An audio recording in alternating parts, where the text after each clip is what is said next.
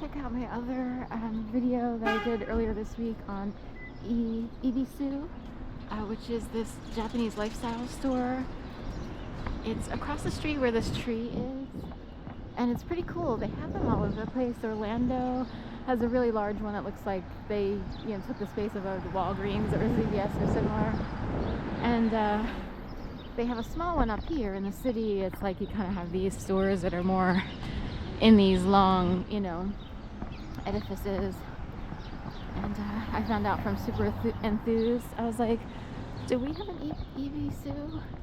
And sure enough, we did. I was really shocked. I looked online and was like, oh my god, shut up. We actually have an Ibisu. So anyway, took a quick gander through there. The thumbnail is like of a big, electric light pink machine, like a toy grabber-ish type machine.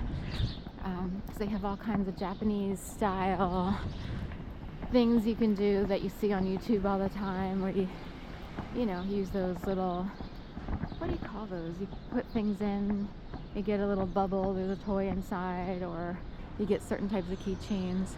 There's the Chinatown Friendship Arch. I've always called it the Chinatown Arch, and I realized online the actual formal name is the Chinatown Friendship Arch. So we have a whole write-up and everything. So,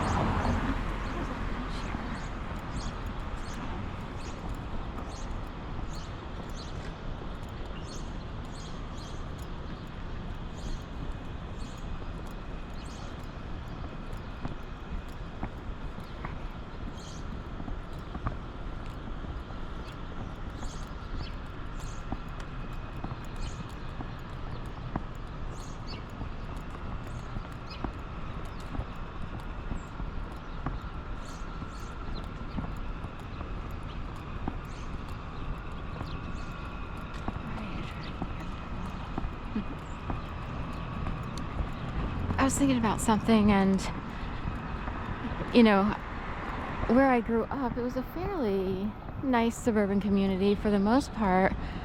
But when I go back and sort of, in retrospect, sort of notate and remember things that people did, there were a lot of people who almost like with purpose and consciousness try to bring people down. So they try to get people in trouble.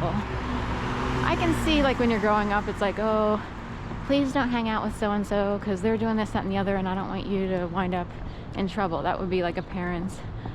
But I wondered how conscious these people operate. Like, you usually think, like, some kids wind up in trouble, they don't know, people are half asleep at the wheel.